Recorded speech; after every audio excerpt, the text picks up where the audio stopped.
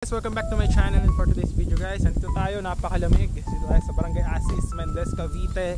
And meron tayo dito last 5 lots guys, 150 square meter and 200 square meter. Naka-promo this November for only 7.5 per square meter. Expansion po siya, itong ating project. Diyan po, sa pader na po na yan, bubutasin po yan. Magkakaroon po ng ating expansion. Ganito lang din po kalaki yung kalsada. Reselling po siya.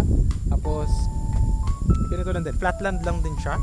So isa lang din yung pasukan, isa yung palabas. So naka-promo siya 7.5 per square meter this November. Tapos ang down payment is 24%, with 10% discount. Yung 76% is 2 years remaining, 0% interest. So yung mga may owner naman dito, ang bentahan po is mga 12,000 per square meter. So yan, pero ito, pwede nyo na itong patayo ng bahay. Ikot po kayo doon. So siguro para mas ma-appreciate nyo muna kung ano yung sinasabi ko, I will show you the drone shot of this property na napakalamig guys. Ngayon is hapon pa lang, hindi pa gabi. Kasi mag-December na, malamig po dito sa area na to, hanggang February po yan. So I will show you the drone shot in 3, 2, 1. Ito po yung drone shot.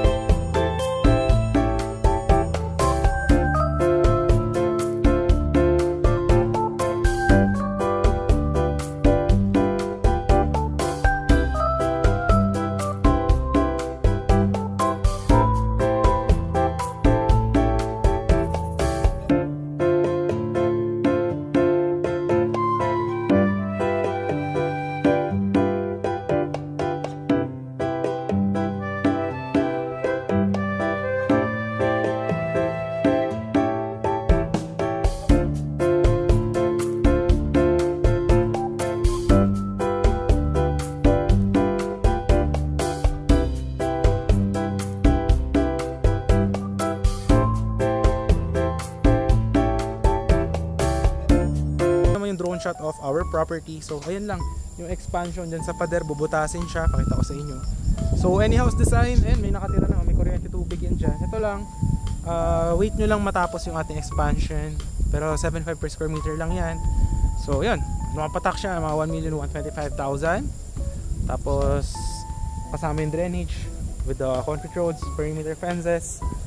Ayan, so dyan yung gagawin. Ito siya, ayan dyan, nakalitan nyo sa drone shot. Bubutasin yan, tapos pag ganun yung lot, flatland din naman yan. Ganito lang din magiging kalsada, lagyan ng fence, any house design. Ayan, malamig guys. So ganito, 8 meters yung kalsada, so malaki po siya. Ayan. So yun, pupunta naman tayo ngayon sa may sa may guardhouse para makita nyo din yung laki ng ating subdivision. Actually maganda dito, if you are looking for a retirement na investment, I highly advise this one. Kasi nga, it's just 10 minutes from Tagaytay, pero ang price is just a 1/3 of Tagaytay, no? And the inside subdivision with guardhouse po yan, no? So tara, punta natin. Pakita ko sa inyo yung mga bahayan dito. Ayan. Kita mo naman yung mga kumpas ng hangin, nature vibes talaga, di ba? Ayan yung mga bahay. Andun yung guardhouse, oh, nandyan lang, diretso. Kung nakita nyo sa drone shot. So ayan siya guys, oh, ayan yung guardhouse, diretso lang dyan. Ayan, may coach, mga poste ng Meralco. Tapos yun yung mga bahayan, no? Any house design naman siya. Ayan. So kagandahan dito guys, tahimik. Tapos yan, makikita nyo, no? Record house design. Tapos sa palengke malapit lang din siya. Kung gusto nyo bumili ng mga karne, isda, malapit lang. Tapos kung pupunta ka naman ng Manila, daan ka lang dyan sa may Indang, tapos East West Road, tapos Calax, yun na, lapit ka na dun guys. Ayun o, may mga nagpapagawa ng bahay dun o. Ayan o, sa mga tiny house design. Ayan, meron nga dito binakudan lang. Ayan o, pakita ko sa inyo. Dito, ikot tayo. So ayan guys, so ito nga binakudan lang o. Tapos yan yung mga bahay dyan. Actually marami ng bahay doon. Kabila. Ayan siya. Ayan, may papagawa ng bahay doon isa. So ayan guys, no? May mga solar strip lamps din siya. Ayan.